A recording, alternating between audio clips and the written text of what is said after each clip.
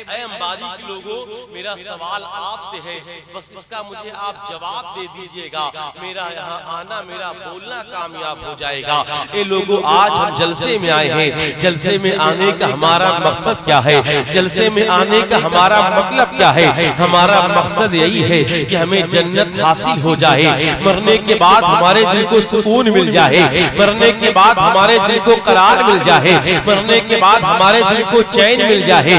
यानी रब तबारक व तआला हमारे गुनाहों को माफ कर दे, रब तबारक व तआला हमारी खताओं को माफ कर दे, रब तबारक व तआला हमारी गलतियों को माफ कर दे। बेशक तमन्ना हमारी यही है, लेकिन लोगों, मेरा सवाल आपसे है, आज आप नबी के जलसे में आए हैं, आज आप नबी की तारीफ सुनने के लिए आए हैं, आज आप नबी के जिक्र में आए हैं, लेकिन लोगों तुम मुझे बताओ, आप देहात के रहने वाले हैं, आपका ये गांव देहात पड़ता है, आप देहात के रहने वाले हैं, आज जहां ये जलसा हो रहा है, यानी ये जलसा खेत में हो रहा है, इसी खेत में बुआई हुई थी, फसलें कटने के बाद यहाँ जलसा मनाया जा रहा है, लेकिन लोगों तुम मुझे बताओ, आखिर देहात में लोग कैसे बेदार हुआ करते हैं? इसीलिए मिसाल आपके देहात वाली देकर आपको समझाना चाहता हूँ। आप जिस खेत में बैठे हैं प्यारे, आप मुझे बताएं, अब ये खेत परती पड़ा हुआ है, जब इसमें बुआई करना होगा तो एक किसान कितनी मेहनत करेगा? पहले इसमें सिंचाई करेगा, सिंचाई के बाद जुताई करेगा, जुताई के बाद बुआई करेगा, बुआई के बाद खाद छिटाई करेगा, उसके बाद फिर सिंचाई करेगा, उसके बाद गोड़ाई करेगा, गोड़ाई के बाद फसल पकाई करेगा, फसल पकाई के बाद कटाई करेगा, कटाई के बाद मड़ाई करेगा, मड़ाई के बाद घरलाई करेगा, घरलाई के बाद ओसाई करेगा, ओसाई के बाद धुलाई करेगा, धुलाई के बाद पिसाई करेगा, पिसाई के बाद धुलाई करेगा, धुलाई के बाद पकाई करेगा, पकाई के बाद खिलाई करेगा।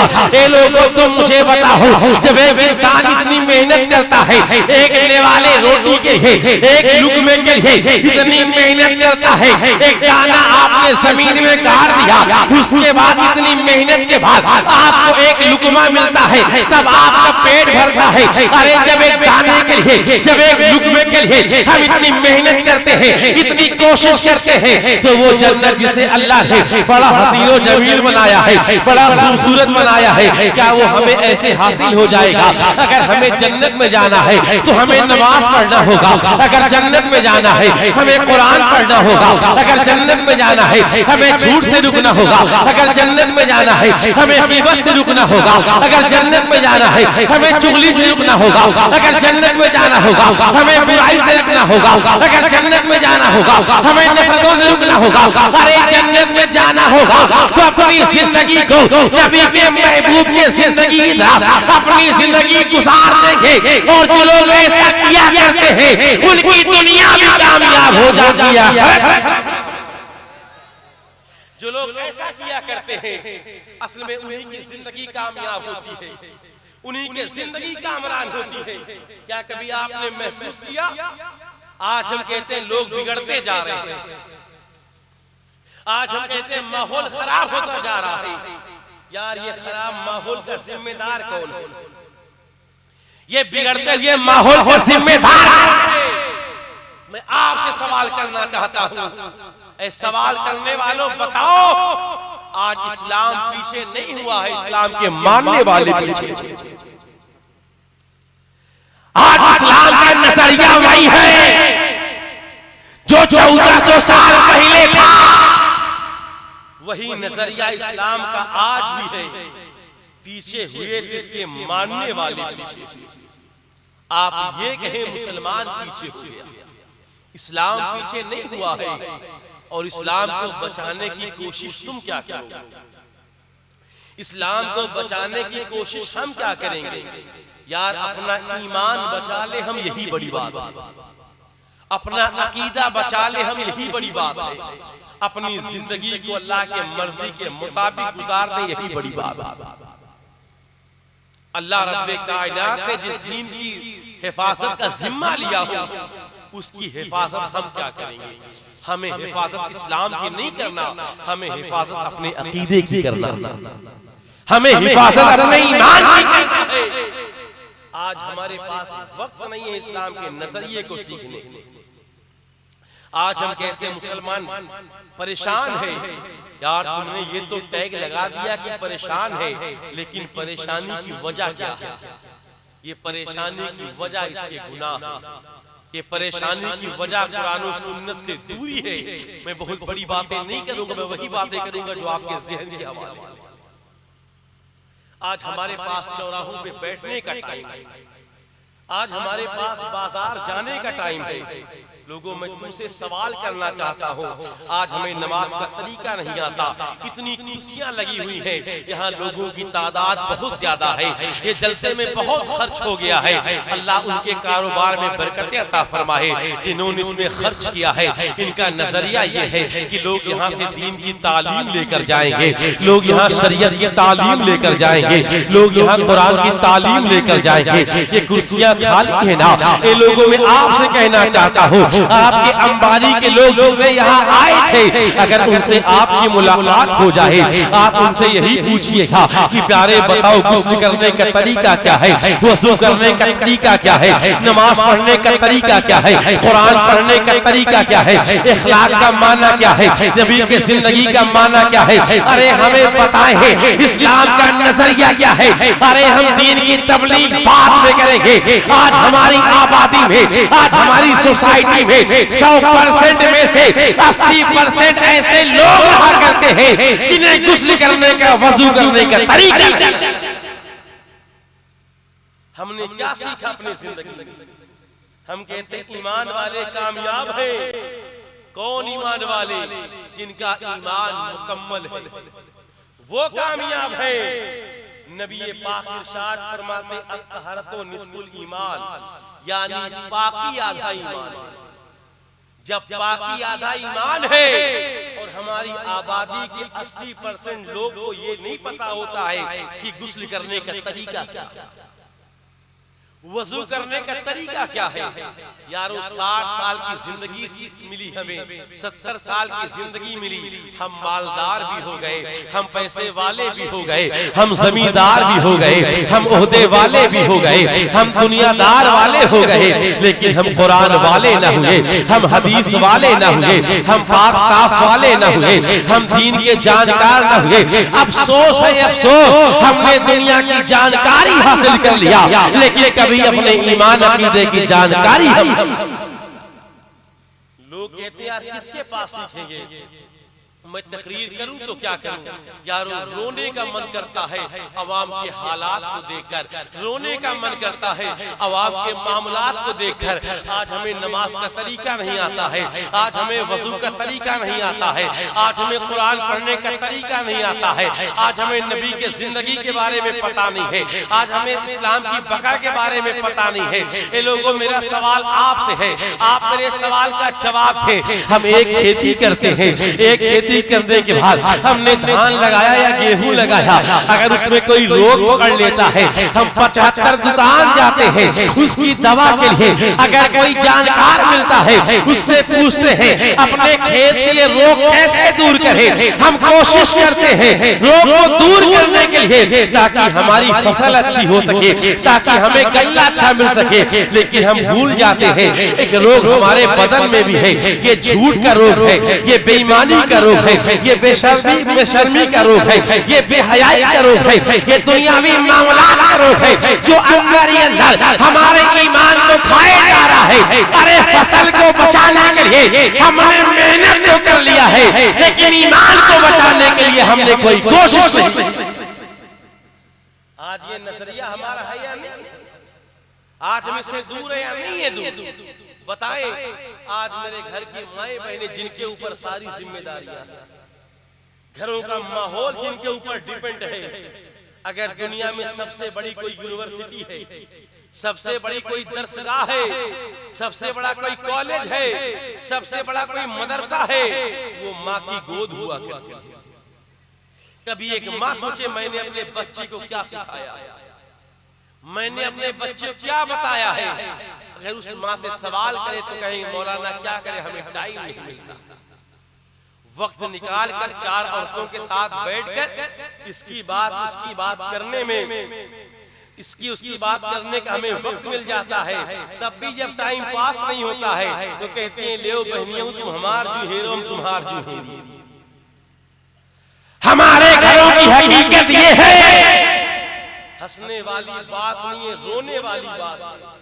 आज एक दूसरे के जू हेरने का वक्त हमारे पास है, लेकिन अपने बच्चों को दीन की तालीम देने का वक्त हमारे पास है।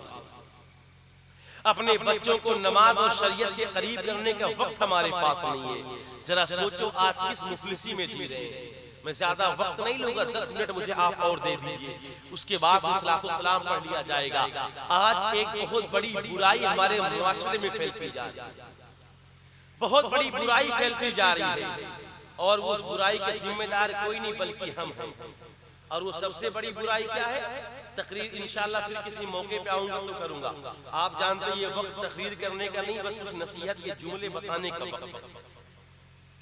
आज हमारे अंदर बेहयाई बेशर्मी कैसे फैलती जा रही है, जरा आप मुझे बताएं। ये हमारे पुलिस वाले भाई बैठे हैं, ये हमारे हिफाजत के लिए आए हैं, ये अपनी जिम्मेदारी अदा कर रहे हैं। इन्हें नींद आ रही लेकिन फिर भी अपनी कुर्सियों पर बैठे हैं, इसलिए कि इन्हें गवर्नमेंट ने एक जिम्मेदारी दिया है। अगर इनके मौजूदगी में यहाँ लड़ाई हो जाए, झगड़ा हो जाए, तो इनसे ऊपर वाले इनसे पूछेंगे तुम्हारे जाने से फायदा क्या है। ये निगाहें झुकाए खड़े रहेंगे, इनके पास कोई जवाब नहीं होगा।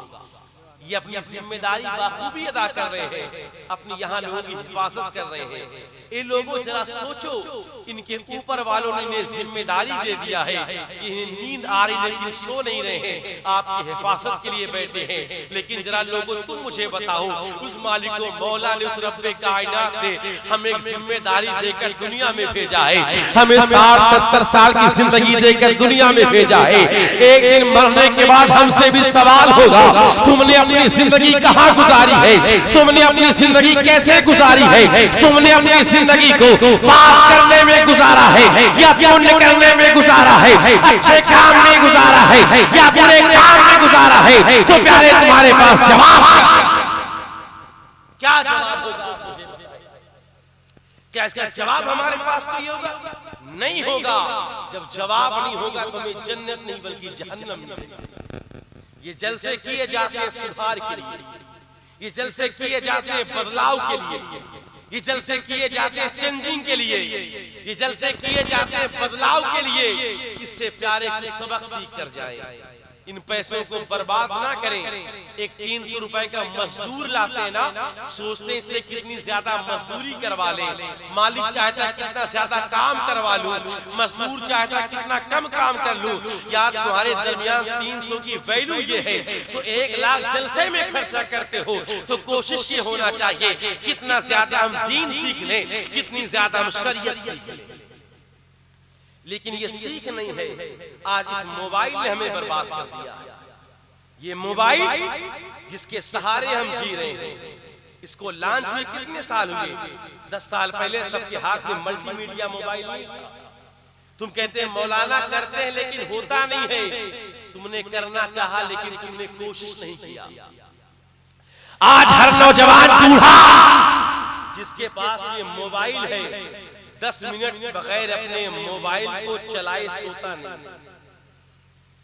बिस्तर में जाने के बाद 10 मिनट अपना मोबाइल चलाता है, कहता जब तक 10 मिनट मोबाइल चला लूंगा मुझे नींद नहीं आती, मुझे सुकून नहीं मिलता है।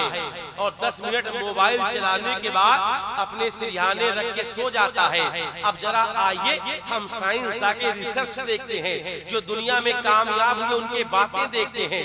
वो कहते हैं इसी मोबाइल से कुछ ऐसी किरणें निकलती हैं जो हमारे माइंड को डिस्टर्ब करती हैं, जो हमारे दिमाग को नुकसान पहुंचाती हैं, जो हमारे नींद में खलल पहुंचाती है। यानी ये मोबाइल हमें नुकसान पहुंचाता है, लेकिन फिर भी बगैर 10 मिनट मोबाइल चलाए जो है हमें चैन नहीं मिलता है, हमें सुकून नहीं मिलता है, हमें करार नहीं मिलता है, हमें इसकी लत लग गई है। हमने कहा मौलाना ये नुकसान करता है तो क्या हुआ, इसकी आदत नहीं छूटती है। अरे मोबाइल में मजबूर होकर 10 मिनट मोबाइल चलाकर सोने वालों, हमने मोबाइल की फिक्र कर लिया है, लेकिन वो जिन्हें मालिकों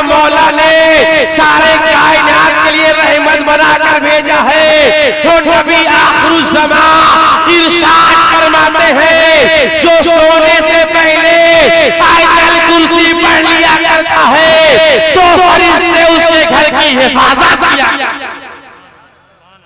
जरा सोचे, मोबाइल नुकसान पहुंचाता है, लेकिन बगैर 10 मिनट मोबाइल चलाए हमें सुकून नहीं मिलता है। नबी आखिरुज़्ज़मा फरमाते हैं, जो आयतल कुर्सी पढ़ के सो जाता है फरिश्ते उसके घर की हिफाजत करते हैं। अब दोनों चीज हमारे पास है, अब फैसला हमें करना है कि हमें उसको नबी की बात पे अमल करना है या हमें मोबाइल के पीछे चलना है। तो कारनामे हमें बुरे, हमारे बुरे हैं ना। बम्बूल बोगे तो कभी आम नहीं काटोगे, बम्बूल बोने वाला बम्बूल ही काटता है। अपनी जिंदगी कामयाब करना है ना, तो नबी आखिरुज़्ज़मा की जिंदगी देखिए।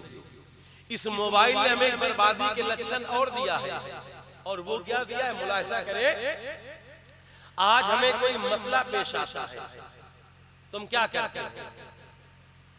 जरा सोचें, हम दीन ही के मामले में कमजोर क्यों हैं? हम शरीयत के मामले में कमजोर क्यों हैं? हम दीन ही से दूर क्यों हैं?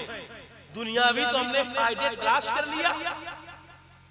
किसी को अपना मकान बनवाना है ना, तो मकान बनवाने के लिए मिस्त्री की तलाश करता है। मकान बनवाना है, अच्छे मिस्त्री को लाओ। नक्शा बनवाना है, अच्छे इंजीनियर को लाओ। बच्चों को पढ़ाना है, अच्छा स्कूल चुनो। कोई मामला लड़ाई झगड़े का हल करवाना है, अपने थाने जाओ। कोई केस अदालत में मजबूती के साथ लड़ना है, अच्छे वकील के पास जाओ। यार, हर चीजों में हम उसके माहिर के पास जाते हैं, लेकिन जब कोई बात दीन की जानने आती हो हम मोबाइल चेक करते हैं। हम मौलाना गूगल से पूछते हैं नमाज का तरीका क्या है, वजू का तरीका क्या है। यार, मोबाइल में तो हर तरह की चीजें मौजूद है। जब हर चीज को जानने के लिए हम उसके एक्सपर्ट के पास गए, तो क्या दीन को जानने के लिए, शरीयत को जानने के लिए किसी हम बाअमल आलिम के पास नहीं जा सकते? क्या अपने इमाम के पास नहीं जा सकते? क्या अपने मुफ्तियाने किराम के पास नहीं जा सकते? हमें नमाज का तरीका सिखा दीजिए, हमें वजू का तरीका सिखा दीजिए, हमें शरीयत के मसले बता दीजिए। तो जरूरत है कि कोई मसला पेश आए, मोबाइल से नहीं बल्कि आलिम दीन से पूछे। और जो सबसे बड़ा मैं जुमला आपको दे के जाना चाहता हूँ, वो जुमला ये है, आज हर कोई चाहता है मेरी औलाद नेक हो जाए। हर कोई चाहता है मौलाना हमारे बच्चे बिगड़ रहे हैं, मौलाना हमारे बच्चे खराब हो रहे हैं। ये बच्चों के खराब होने की वजह कभी आपने जाना? इन बच्चों को खराब कौन कर रहा है? इन बच्चों को बर्बाद कौन कर रहा है? अगर बच्चों को नेक बनाना है तो पहले तुम्हें नेक बनना होगा। बच्चों को अच्छा बनाना है तुम्हें खुद अच्छा बनना पड़ेगा। बच्चों को नमाजी बनना है तुम्हें खुद नमाजी बनना होगा। बच्चों को अच्छा बनाना है तुम्हें सामाजिक काम करना होगा। बच्चों को अच्छा बनाना है तुम्हें चैरिटी करना होगा। बच्चों को अच्छा बनाना है तुम्हें समाज को अच्छा बनाना होगा। कभी हमने कोशिश नहीं की हमारे मुंह से बात निकली हमारा बच्चा बिगड़ गया, हमारा बच्चा खराब हो गया। बच्चे के खराब होने से पहले देखो उसके माँ बाप खराब हो गए। आप कहोगे मौलाना बात समझ में नहीं आई। एक छोटा बच्चा था, अपने माँ के करीब आया और माँ के करीब आने के बाद कहा अम्मी अम्मी मुझे पेशाब करना है। माँ ने जैसे सुना, सुनने के बाद बेटे को साइड में बुलाया, कहा बेटे ये मत कहा कर पेशाब करना है, जब तुझे पेशाब लगे ना तो बोल दे अम्मी अम्मी गाना गाना है, मैं समझ जाऊंगी तुझे पेशाब करवा लाऊंगी। अब बच्चे को जब भी पेशाब करना होता बच्चा अपनी माँ से आकर कहता अम्मी अम्मी गाना गाना है, माँ जाकर पेशाब करवा लाती।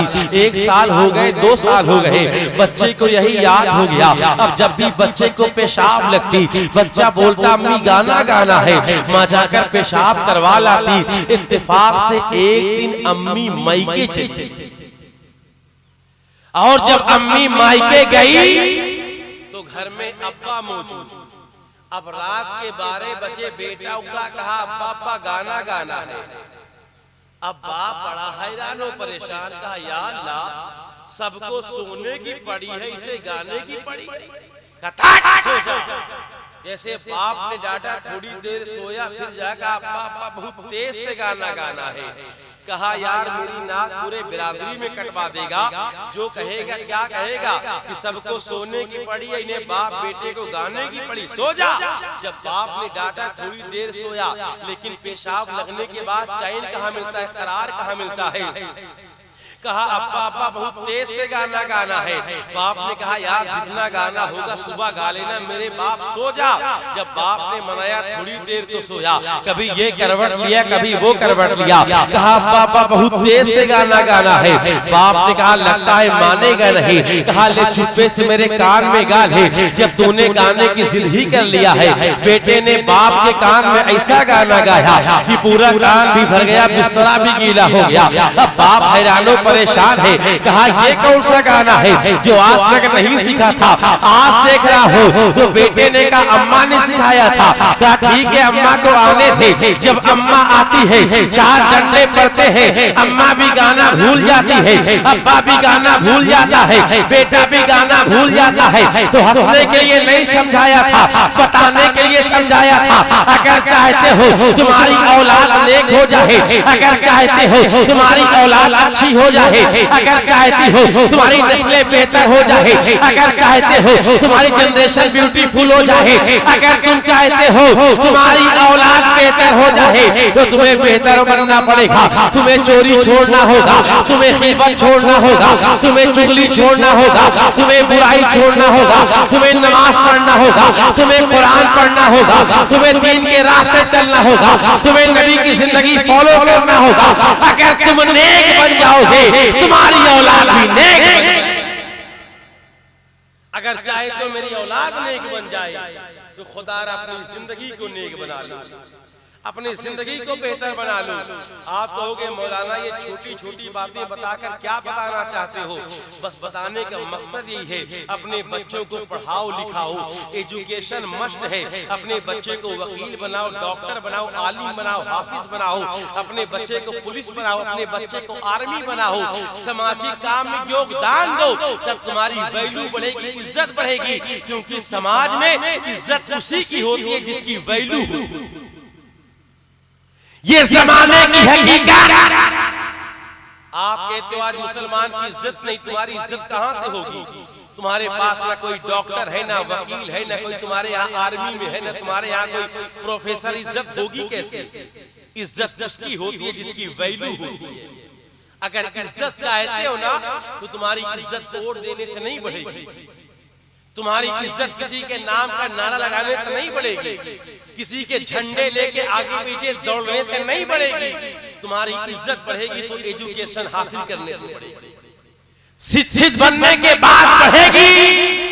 फिर तुम्हें देखकर ये दुनिया अपना नजरिया बदलेगी। ये मैं नहीं, मैं तुमसे कहना चाहता हूँ, एक कप चाय ले लो और चाय पीना चाहो, अगर उसी चाय में मक्खी गिर जाए ना, तुम चाय को फेंक दो। एक चाय में मक्खी गिरती है तो हम कप को उठाकर फेंक देते, चाय फेंक देते हैं। लेकिन अगर मक्खी देसी घी में गिर जाए ना, तो हम देसी घी नहीं फेंकते बल्कि मक्खी निकाल कर फेंक देते। इसलिए कि चाय सस्ती है, देसी घी महंगा है। तो दुनिया तब आपको इज्जत देगी जब आप उसके काम आएंगे, जब आपकी वैल्यू होगी। अगर आपकी वैल्यू ना होगी तो यार भाई भाई को इज्जत नहीं देता, तो आप किससे उम्मीद रखते हैं? इसलिए खुदारा नेक बने। आप कहोगे मौलाना नेक बन जाएंगे तो क्या फायदा होगे? अगर नेक बन जाएंगे अल्लाह आपकी मदद फरमाएगा। आप कहोगे मौलाना ये लफाजी बात है, नहीं नहीं ये लफाजी बात नहीं है। एक अल्लाह के वली है जिनका नाम बायजीद बुस्तामी है। बायजीद बुस्तामी मादरजात वली है। एक दिन अपने अम्मी जान के पास आते हैं, अपने अम्मी जान से कहते हैं ये अम्मी जान कमाल हो गया है, ये अम्मी जान कमाल हो गया है, ये अम्मी जान तेरे बेटे की बड़ी शान है, ये अम्मी जान तेरे बेटे का बड़ा मकाम है, ये अम्मी जान तेरे बेटे का बड़ा मर्तबा है। माँ इरशाद फरमाती है बेटा क्या कमाल हो गया है, बेटा क्या बात हो गई है, आखिर तेरी शान क्या है? बायजीद बुस्तामी कहते हैं अम्मी जान तेरे बेटे की शान ये है, जब तेरा बेटा घर से बाहर जाता है लोग तेरे बेटे का हाथ चूमते हैं। जब तेरा बेटा घर से बाहर जाता है लोग तेरे बेटे को गले लगाते हैं। जब तेरा बेटा घर से बाहर जाता है लोग तेरे बेटे को देख कुर्सी छोड़ देते हैं, जब तेरा बेटा घर से बाहर जाता है लोग देख के चारपाई छोड़ देते हैं। अरे तेरे बेटे की शान ये है कि तेरे बेटे का लोग हाथ चूमते हैं, तेरे बेटे के लोग माथा चूमते हैं। इतना सुनना था। बायजीद बुस्तामी कहते हैं अम्मी जान तेरे बेटे की शान ये है कि तेरे बेटे का चेहरा देखकर जो है लोग कलमा पढ़ के मुसलमान बन जाते हैं। इतना सुनना था। माँ इरशाद फरमाती है बेटा इसमें कमाल तेरा नहीं है, इसमें कमाल तो मेरा है। बेटा रीज़ा पेश करता है अम्मी जान कमाल आपका कैसे है, कमाल तो मेरा होना चाहिए। बाहर तो मैं निकलता हूँ, लोगों से मुलाकात मैं करता हूँ, लोगों से मैं मिलता हूँ, लोग मेरे चेहरे को देखते हैं। अरे कमाल तो मेरा होना चाहिए, कमाल आपका कैसे है? तो माँ इरशाद फरमाती है बेटा कमाल तेरा नहीं है, कमाल तो मेरा है। अरे जब तू छोटा था दूध पीने से पहले हो सकता था कि बिस्मिल्लाह पढ़ना भूल जाता रहो, लेकिन दूध पिलाने से पहले मैं बिस्मिल्लाह करना नहीं भूला करती थी, वज़ू करना नहीं भूला करती थी। ये उसी की बरकत है कि लोग तेरे चेहरे को देख के कलमा पढ़ के मुसलमान। नारे तकबीर, नारे रिसालत, उलमाए सुन्नत। अपने बच्चे की फरमाइश इस तरह परवरिश करती है ना तो रिजल्ट ये आता है। लेकिन अगर तुम्हारे बच्चे बिगड़ रहे, कभी सोचो तुम्हारी कमाई कैसी है। हराम का आ रहा है आने दो, चोरी का आ रहा है आने दो, दलाली का पैसा आ रहा है आने दो, ब्याज का पैसा आ रहा है आने दो, हराम का पैसा आ रहा है आने दो। किधर से पैसा हो तो अच्छा हो, कैसा हो ये मतलब नहीं है। भाई भाई का हक मारा जा रहा है तो जो हराम की कमाई तेरे ब्लड में जा रही है और उसी ब्लड से औलाद बन रही है तो औलाद नेक कैसे हो? इसलिए खुदारा हलाल खाओ, अपने रब को याद करो, नमाज पढ़ो, 5 वक्त नहीं कम से कम 4 वक्त पढ़ो, कम से कम 3 वक्त पढ़ो, 2 वक्त पढ़ो, लेकिन पढ़ो ताकि अल्लाह तुम पे अपना फजल फरमाए। और पढ़ने के बाद दुआ करो कि मौला मेरे मालिक मैं 1 वक्त पढ़ने के लिए आया हूँ, मेरे मालिक मुझे 5 वक्त पढ़ने की तौफीक अता फरमा। कभी ये तौफीक हुई नहीं हुई, तुमने कोशिश नहीं किया। एक गुटका होता है ना, गुटके में लिखा होता है इंजूरियस टू हेल्थ, गुटके में लिखा इंजूरियस टू हेल्थ, शरीर के लिए नुकसानदायक है।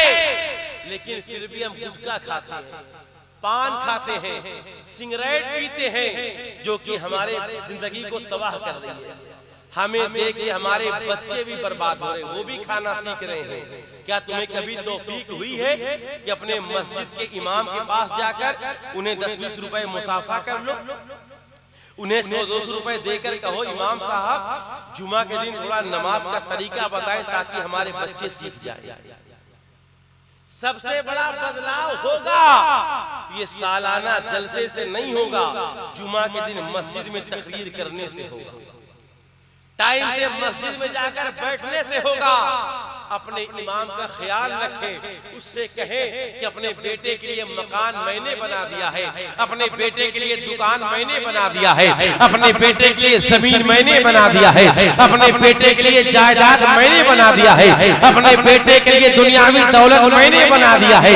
लेकिन इसे कुरान पढ़ने वाला आप बना दे, इसे नमाज पढ़ने वाला आप बना दे, इसे सच्चाई के रास्ते चलने वाला आप बना दे। क्योंकि हमने देखा है दुनिया की पढ़ाई इन्हें वकील तो बना सकती है, इन्हें बैरिस्टर तो बना सकती है, इन्हें डॉक्टर तो बना सकती है, इन्हें इंजीनियर तो बना सकती है, इन्हें मास्टर तो बना सकती है। लेकिन सही मानो में अगर मेरे बेटे को कोई चीज इंसान बना सकती है तो वो कुरान और हदीस की तालीम। तुम्हें अपनी सोच बदलना होगा, तुम्हें अपने ख्याल बदलना होगा। आज हफ्ते में 1 दिन नमाज पढ़ने जाते हैं, वो भी गूंगे और बहरे की तरह 2 रकात पढ़ के भाग जाते हैं, तो तुम्हारा बेटा तुम्हारे कब्र पे आके फातिहा नहीं पढ़ेगा, बल्कि तुम्हारे कब्र पे आके बैट गेंद खेलेगा, तुम्हारे कब्र पे आके फुटबॉल खेलेगा। तुम कब्र में तरसोगे, काश मरने से पहले अपने बेटे को तालीम दे के आया। इसलिए प्यारे नमाज पढ़ो, कुरान पढ़ो, अपने बच्चों को दीन के काम में लाओ। आप सामाजिक काम करो। आज हम सामाजिक काम नहीं करते। आज सामाजिक काम हमारे अंदर नहीं है। यार चौराहों पे पानी का इंतजाम कर दो, कोई भूखा उसके खाने का इंतजाम कर दो, अपने सोसाइटी का ख्याल रखो, अपने दरमियान गरीबों ख्याल रखो, अपने दरमियान मिस्कीनों ख्याल रखो, अपने दरमियान मोहताजों ख्याल रखो, तो अल्लाह रब्बे कायनात तुम्हारी कमाई में बरकत अता फरमाएगा। अपने शादी में, अपने मकान में तुमने पैसे खर्च कर दिया है, किसी गरीब के बच्चे को पढ़ा दो, किसी यतीम के बच्चे को पढ़ा दो, अल्लाह तुम्हारी जिंदगी कामयाब कर देगा। एक शेर सुने, उसके बाद सातो सलाम पढ़ ले। बेशक अगर तुम्हारे अंदर जज्बा हो, आज भी हो, इब्राहिम सा ईमा पैदा तो आग कर सकती है अंदाज़े गुलिस्ता पैदा। 72,000 के लश्कर को तने तनहा मासूम की मासूमियत ने हरा दिया था। और वो शेर सुने, उसके बाद सलाम पढ़े। है कौले नबी और कौले खुदा, फरमान न बदला जाएगा। है कौले नबी और कौले खुदा, फरमान न बदला जाएगा। है कौले नबी और कौले खुदा, फरमान न बदला जाएगा। है कौले नबी और कौले खुदा, फरमान न बदला जाएगा। बदलेगा समाना लाख मगर, कुरान न बदला जाएगा। बदलेगा समाना लाख मगर, कुरान न बदला जाएगा। तो रब ने तुम्हारी जिंदगी गुजारने के लिए तुम्हें कुरान दे दिया है, तुम्हें अपना महबूब दे दिया है। उनकी जिंदगी को देखो, कुरान पढ़ो, अपने रब को राज़ी करो। तुम्हारी दुनिया भी कामयाब होगी, आखिरत भी कामयाब होगी। वमा अलैना इल्लल बलाग। अस्तगफिरुल्लाह रब्बी मिन कुल्लि ज़ंबि व अतूबु इलैहि। अशहदु अल्ला इलाहा इल्लल्लाह, अशहदु अन्ना मुहम्मदुर रसूलुल्लाह।